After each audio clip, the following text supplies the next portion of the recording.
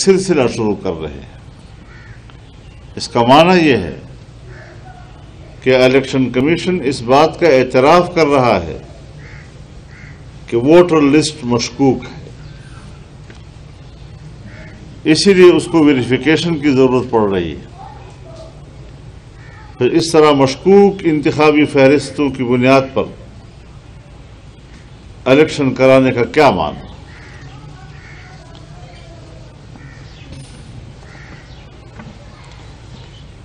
ایسی صورتحال میں عجیب ملغوبہ یہ ہے کہ ولیج کونسل وہ غیر جماعتی ہوں گے اور تحصیل الیکشن وہ جماعتی بنیاد پر ہوں گے۔ ایک ہی بلدیاتی نظام ہے، اس بلدیاتی نظام کے تحت ایک سطح جو ہے وہ غیر جماعتی ہے اور دوسری سطح جو ہے وہ جماعتی بنیادوں پر ہے۔ اور پھر یہ بھی کہ جو لوگ کامیاب ہو جائیں گے ولیج کونسل میں، ان کو پھر اختیار ہوگا وہ کسی بھی سیاسی پارٹی میں 24 گھنٹے کے اندر یا 48 گھنٹے کے اندر شامل ہو سکتے ہیں۔ آپ بتائیں کہ جو بلدیاتی ممبران جس کا صرف کام اس محلے کی خدمت ہے اور اس محلے میں اس کو فنڈ چاہیے، حکومت پی ٹی آئی کی ہوگی، تو اس کا معنی یہ ہے کہ تمام ممبران کو وہ اس مجبوری کے تحت وہ پی ٹی آئی میں شامل کریں گے اور پھر کہیں گے کہ ہم سب سے بڑی پارٹی بن کر ابھرے ہیں۔ تو اس لحاظ سے ہم اس بلدیاتی الیکشن کو تسلیم نہیں کرتے۔ اس سلسلے میں ہم اپنے ماہرین قانون سے بھی مشورہ کر رہے ہیں تاکہ الیکشن کمیشن کی طرف رجوع کیا جا سکے اور براہ راست ان کے سامنے اپنے تحفظات پیش کیے جا سکیں تاکہ اس سے آگے پھر ہم مزید قانونی کارروائی کرنے کی پوزیشن میں رہیں۔ تو اس لحاظ سے ہم اپنے آئینی اور قانونی ماہرین سے بھی مشورہ کریں گے، ان کے مشورے سے پھر ہم مزید آگے بڑھنا ہے۔ فوری طور پر اس سے وابستہ ایک اہم مسئلے پر کچھ بات کرنا بالکل ناگزیر ہے کہ تحریک لبیک ان کے کارکن اسلام آباد کی طرف آ رہے ہیں، قطع نظر اس کے کہ ان کا مطالبہ صحیح ہے یا غلط، لیکن ان کا جو بھی مطالبہ ہو اس کے لیے احتجاج کرنا ان کا جمہوری حق ہے، ان کا قانونی حق ہے۔ پہلے بھی لاہور میں ان پر جو تشدد کیا گیا اور انسانی حقوق پامال ہوئے ہیں اس میں، اور اب دوبارہ جب وہ اسلام آباد کی طرف مارچ کر رہے ہیں تو ان پر لاہور میں تشدد کیا گیا، ابھی راستے میں ہیں وہ، انہوں نے دوبارہ اگلے مرحلے کا آغاز کیا ہے، تو انتہائی ظالمانہ انداز کے ساتھ ان پر تشدد کیا گیا ہے۔ کوئی لاہور کے واقعے میں تو 10 سے 12 تک کہا جاتا ہے کہ شہید بھی ہو چکے ہیں ان کے، اور اب دوبارہ جو آج واقعہ ہوا ہے اس میں بھی کافی لوگ زخمی ہیں۔ یہ کون سا اخلاقی رویہ ہے کہ خود عمران خان اور اس کی پی ٹی آئی تو 126 دن کا دھرنا ڈی چوک پر دیتے رہے، اور اب اگر یہ لوگ آتے ہیں مظاہرہ کرتے ہیں تو ان پر تشدد کیا جا رہا ہے، کس بنیاد پر آخر؟ اور قانون کی نظر میں یہ فرق، اتنا بڑا فرق کیوں؟ اور پھر عجیب بات یہ ہے کہ جب نواز شریف کے خلاف ان کا مظاہرہ تھا تو وہ ٹھیک تھا، لیکن عمران خان کے خلاف مظاہرہ جو ہے وہ بالکل غلط ہے اور وہ قانون کو ہاتھ میں لینے والی بات ہے۔ تو اس لحاظ سے ہم حکومت کے ان ظالمانہ ہتھ کنڈوں کی مذمت کرتے ہیں اور مطالبہ کرتے ہیں کہ ان کو اپنے احتجاج کا حق دیا جائے اور معاملات کو قانون کے دائرے میں شائستگی کے ساتھ حل کیے جائیں۔ صرف یہ نہیں کہ وہ چونکہ ایک مذہبی لوگ ہیں تو مذہبی لوگوں کو آپ نشانہ بنائیں اور دنیا کے سامنے دکھائیں کہ یہ لوگ تو انتہا پسند ہیں۔ کوئی انتہا پسند نہیں، ایک مطالبہ ہے ان کا اور اس کے حق میں وہ مظاہرہ کر رہے ہیں، اور اس کا حق جمہوری ماحول میں ہر پارٹی کو ہوا کرتا ہے۔ مولانا صاحب یہ فرمائیں کہ بلدیاتی انتخابات کے حوالے سے 2-4 دن پہلے آپ کے مشاور سے بھی ہم نے گفتگو سنی، باقی جماعتوں سے بھی آپ نے رابطہ کیا، کیا باقی جماعتیں بھی آپ کے اس موقف کی طرف آ رہی ہیں کہ بلدیاتی انتخابات جو ہیں ان میں حصہ نہ لیا جائے، کیونکہ یہ جن کے ضائع میں حصہ لینا وہی غلط ہیں؟ بائیکاٹ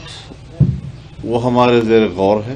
ہم بائیکاٹ کریں گے بالحق، اور کوئی راستہ اگر نہ ہوا تو پہلے ہم یہ کہنا چاہتے ہیں کہ یہ انتخابات منسوخ کر دیے جائیں۔ ہم قانونی راستے سے بھی اپنے تحفظات ان کے سامنے رکھنے کے لیے تیار ہیں، لیکن اگر وہ بالفرض ہم پر امپوز کرنا چاہتے ہیں اور ایک جعلی حکومت کی چھتری کے نیچے، تو پھر یہ شاید ہمارے لیے قابل قبول ہے۔ مولانا یہ بتائیں کہ بلوچستان کے حوالے سے کل آپ کا فیصلہ آیا تھا، جاری ہوا تھا کہ حکومت میں شامل نہیں ہوں گے، لیکن اپوزیشن کو قیادت ملتی ہے تو پھر پی ڈی ایم کی جماعتوں سے مشاورت کریں گے۔ اس کا مطلب ہے وزارت اعلیٰ، مطلب اگر اپوزیشن کو ملتی ہے تو اپوزیشن کو وزارت اعلیٰ کے حوالے سے بھی کلیئر کریں، اور دوسرا اگر اس وزیر اعلیٰ کو ووٹ دیں گے یا نہیں دیں گے، حکومت میں شامل ہونا الگ بات ہے، ووٹ دینا وزیر اعلیٰ کو الگ ایشو ہے، یہ تھوڑا سا کلیئر کرتے ہیں۔ یہ باتیں جو ہیں، جو جتنا میں فیصلے میں لکھ چکا ہوں اب تک تو اتنا ہی ہے، اور پھر جتنا معاملات آگے بڑھتے جائیں گے آپ کو بتاتے جائیں گے۔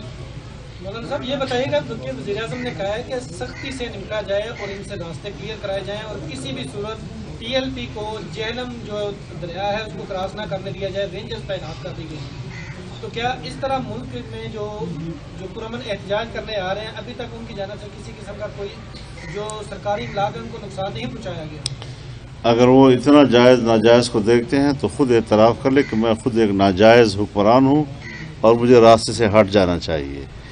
تو ہم تو اس کو راستے سے ہٹانے کے لیے میدان عمل میں ہیں، اور جب ہمارا مطالبہ ہی ایک ہے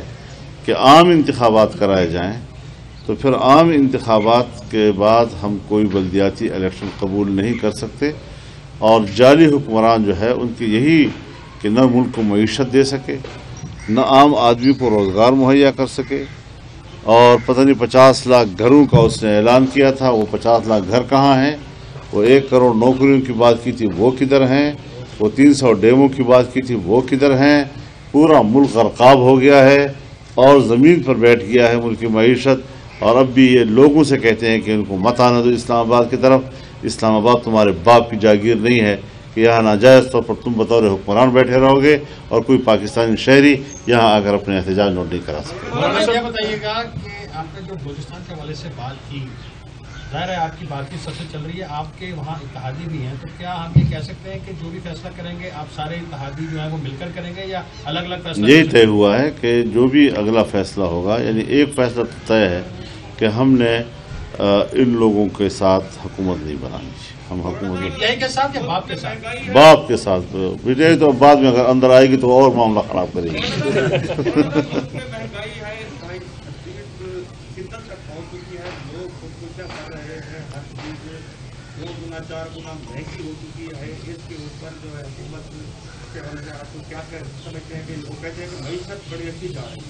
دوسرا یہ کہ آپ نے فیصلہ آباد میں بھی پی ڈی ایم کے جلسے میں تقریر کی تھی وزیر اعظم کے توپوں کے حوالے سے، اور دوسری جگہوں سے آپ نے بات کی ہے، لیکن ایشو یہ ہے کہ جس صحافی نے ان توپوں کی تفصیل حکومت سے باقی تھی اور حکومت اس کے خلاف ہائی کورٹ میں گئی، اس کو ہراسمنٹ کی جا رہی ہے، اس کے گھر میں بندے جا رہے ہیں اور نگرانی ہو رہی ہے مسلسل موومنٹ کی، تو اس حوالے سے آپ کیا سمجھتے ہیں کہ کیا وزیر اعظم سے توپوں کی تفصیل مانگنا ایک جرم ہے؟ اور یہ صحافی خود یہی ہے تو صحیح، اس کو کلیئر ہونے دیں۔ جواب تو آپ کے سوال کا پہلا حصہ کیا تھا؟ مہنگائی کا تو ظاہر ہے مہنگائی تو ایک آپ جانتے ہیں کہ اس وقت پی ڈی ایم جو ہے پورے ملک میں عوام کی شراکت کے ساتھ سڑکوں پہ ہے، مہنگائی کے خلاف پرزور احتجاج ملک کے اندر ہو رہا ہے، اور روزمرہ کے حساب سے آپ دیکھ رہے ہوں گے کہ ملک کے دور دراز علاقوں میں روزانہ کے حساب سے مظاہرے ہو رہے ہیں اور تسلسل کے ساتھ ہو رہے ہیں، اور اس پر یہ عوام کا حق ہے، کیونکہ ملک میں رہنا ہے تو دو چیزیں ملک کو دینی ہوں گی، ایک امن اور ایک روزگار۔ جو حکومت امن بھی نہ دے سکے اور اس طرح لوگوں کو مارے جس طرح کے اس وقت مظاہرین کو مارا جا رہا ہے، اور معیشت بھی بالکل تباہ و برباد کر دے، پھر ایسے لوگوں کو حکومت کرنے کا کوئی حق حاصل نہیں ہے جی۔ تو اس اعتبار سے جن صحافیوں کو دھمکایا جا رہا ہے، میرے خیال میں اس طرح یہ سب لوگوں کو چور کہتے ہیں، چور چور، اور خود اتنی گھٹیا چوریاں کرتے ہیں کہ جس کے بعد میرے خیال میں ان کو اگر حیا ہے تو پبلک پہ آئے، پھر اپنی وضاحت پیش کریں۔ یہ کیا مطلب کہ صحافیوں کے گھروں میں جائیں، تم نے یہ بات کیوں لیک کی ہے، کیوں آپ نے اس کو پبلک کیا ہے، اور پھر ان کو ڈرائیں، ان کو دھمکائیں؟ اس طریقے سے تو بجائے اس کے کہ آپ دوسروں پہ دباؤ ڈالیں، خود انسان بن جاؤ نا اور سلیقے کا کام کرو۔ مولانا صاحب کہ وزیر اعظم صاحب کہتے ہیں یا ان کی پارٹی کے سول عسکری تعلقات جو ہیں وہ تاریخ کے سب سے بہترین ہیں ماضی کی نسبت، تو ایک طرف آئی ایس پی آر نے 6 اکتوبر کو ایک نامینیشن کی ہے اور وزیر اعظم وہی جو نامینیشن ہے انٹرویو کرنے کے بعد نئی سمری پہ وہ لے گئے ہیں 20 نومبر پہ، اس حوالے سے کیا کہیں گے؟ میرے خیال میں یہ شاید کچھ فیس سیونگ کے لیے انہوں نے کچھ ٹائم دیا ہے 10-15 دن کا، بس اس کا اتنا ہی چہرہ ہے کہ 10-15 دن میں اس کو سیو کیا جا سکتا ہے جی، کوئی زیادہ لمبی بات اس کے لیے نہیں ہے۔ فیصلہ وہی ہے جو ہو چکا ہے، اور میں پہلے بھی کہہ چکا ہوں کہ جس وقت ایک آدمی ان سروس لیفٹیننٹ جنرل ہوتا ہے تو وہ براہ راست چیف آف آرمی اسٹاف کے ماتحت ہوتا ہے، اور اس کی خدمات اور سروسز کا تعین آرمی چیف کرتا ہے۔ یہ قانون کی بات ہے، میں کوئی باجوہ صاحب کے بارے میں نہیں کر رہا، میں ہر ایک کے بارے میں یہ بات کہنا چاہتا ہوں۔ ہاں، اگر وہ فوجی نہ ہوتا، ریٹائرڈ ہوتا یا ایک سویلین ہوتا تو پھر ایک بات کی جا سکتی تھی کہ یہ ایک ایگزیکٹو آرڈر کے تحت آتا ہے، اور پھر وزیر اعظم کے ایگزیکٹو آرڈر کے تحت اس کو جانا چاہیے۔ اصولی طور پر اس لیفٹیننٹ جنرل کی خدمات کا تعین جو ہے وہ آرمی چیف ہی کرتا ہے، اور اب بھی میں سمجھتا ہوں کہ انہی کا حق بنتا ہے۔ مولانا صاحب یہ بتائیے کہ 3 سال ہو گئے ہیں، اپوزیشن مظاہرے بھی کر رہی ہے، جلسے بھی کر رہی ہے، بجائے اس کے کہ عوام کو ریلیف ملے، پریشر حکومت پر آئے، لیکن دن بدن جلوسوں کے باوجود اپوزیشن کیوں ناکام ہو رہی ہے عوام مجبور کرنے کے لیے حکومت کو کہ عوام کو ریلیف دینے کے لیے اقدامات اٹھائیں؟ کیا یہ الیکشن مہم آپ چلا رہے ہیں یا عوام کے لیے آپ جو ہے وہ الیکشن کی بات، مہم کی بات تو آپ تب کرتے جب ہم نے آغاز اب سے کیا، لیکن اگر ہم 25 جولائی کے بعد 26 جولائی سے میدان میں ہیں اور مسلسل ایک موقف لیے ہوئے آگے بڑھ رہے ہیں، تو پھر اس کو ہماری تحریک کا تسلسل سمجھیں۔ ہم عوام کی مشکلات کا ادراک رکھتے ہیں، اس کو سمجھتے ہیں، اور ظاہر ہے کہ جب آپ ایک ہی دن میں 13 روپے اور پھر 24 روپے کا جمپ ماریں گے تو عام آدمی پر تو جیسے پہاڑ گر جائے گی، اور اگر سیاستدان میدان میں نہیں آئیں گے، حزب اختلاف میدان میں نہیں آئے گا، عوام کا مقدمہ وہ نہیں لڑیں گے، تو پھر قوم تو مایوس ہو جائے گی کہ ہمارے لیے کوئی بات کرنے والا نہیں ہے۔ لہٰذا ہم نے اپنے پبلک کو تنہا نہیں چھوڑنا، ان کو مایوس نہیں ہونے دینا، اور میدان عمل میں رہنا ہے۔ جب آپ کا ایک موقف آئے گا، جو ہی تبدیلی آئے گی تو نئے لوگ جو ہیں وہ اسی نظریے کی بنیاد پر ملک کو دوبارہ اٹھائیں گے، اور سب سے بڑا چیلنج یہ نہیں ہے کہ ہم حکومت کو گرا نہیں سکے یا حکومت ابھی تک کس کے سہارے چل رہی ہے، وہ سارے اپنی جگہ پر۔ مشکل اور چیلنج والی بات یہ ہے کہ اگر حکومت اپوزیشن کے ہاتھ میں آ جائے گی تو اس نے اتنا ملک کو بٹھا دیا ہے کہ اس ملک کو دوبارہ اٹھانا ایک بڑا چیلنج ہوگا۔ مولانا صاحب، جیسا کہ بلدیاتی انتخابات کی آپ نے بات کی کہ تسلیم نہیں کرتے، پی ڈی ایم کی بڑی جماعت مسلم لیگ نون ہے، ان کا اس حوالے سے کیا موقف ہے؟ آپ نے رابطہ کیا؟ میں ان سے مشورے کی بات کر رہا ہوں، یہ بات آپ سے۔ تو اس کا کیا آپ کے یہ صحافی عطاب میں جیسے عاصمہ شیراز یہ تاجر جو ہے نا وہ ٹیکس کے عطاب میں ہے، ٹھیک ہے، سیاستدان احتساب کے اعلان سے عطاب میں، تو آپ کیا سمجھتے ہیں کہ جو بلوچستان میں تبدیلی آئی ہے اسکیم کے حوالے سے، ایسے اگر وفاق میں پی ایم سے آ گئی تو کیا ان آؤٹ تبدیلی کے لیے آپ پیپلز پارٹی سے بات کر سکتے ہیں؟ دیکھیے، ایک ہے آپ کا اصولی موقف، ایک ہے حادثات۔ تو حادثات معروضی ماحول کے تابع ہوتے ہیں، وہاں پر ان کی اپنی پارٹی بغاوت کر گئی، ان کے لوگ اپوزیشن میں آ کر بیٹھ گئے،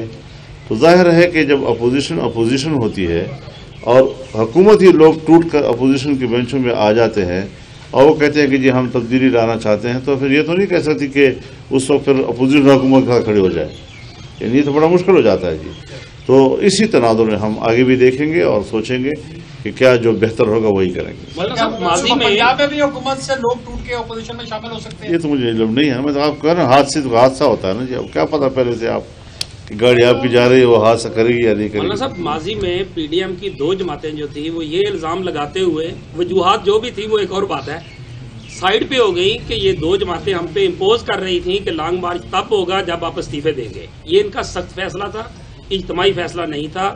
یہ جو بلدیاتی انتخابات والی بات ہے، کہیں ایسا نہ ہو کہ یہ جو آپ بقیہ جماعتیں اکٹھی کر کے چل رہے ہیں پتہ چلے کہ اس میں سے بھی سلپ کر جائیں گے۔ حضرت میں آپ کو واضح طور پر کہتا ہوں کہ باقاعدہ رائے تقسیم ہوئی اور 10 جماعتوں میں 9 جماعتوں کی رائے ایک طرف تھی اور صرف ایک پارٹی کی رائے ایک طرف تھی، لیکن یہ بات آپ نہ کہیں کہ آپ اس وقت کوئی طے نہیں تھا، باقاعدہ جی ہاں وہ ساتھ تھی، ابھی تو ایک بات کر، یعنی جہاں تک استعفے کی بات ہے، استعفوں کی بات میں حضرت ایک ہی پارٹی تنہا تھی، اور یہ بات کہنا جی کہ اتفاق رائے نہیں تھا یا مسئلہ طے نہیں تھا، سب کچھ طے تھا۔ اور اب بلدیاتی انتخابات پہ میں جس خدشے کا میں اظہار کر رہا ہوں اسی تناظر میں نے آپ سے عرض کیا ہے کہ آپ بال کے کھال کھینچنے کی کوشش کر رہے ہیں، میں آپ سے کہہ چکا ہوں کہ میں مشاورت کے بعد آپ سے بات کرتا ہوں۔ جزاک اللہ۔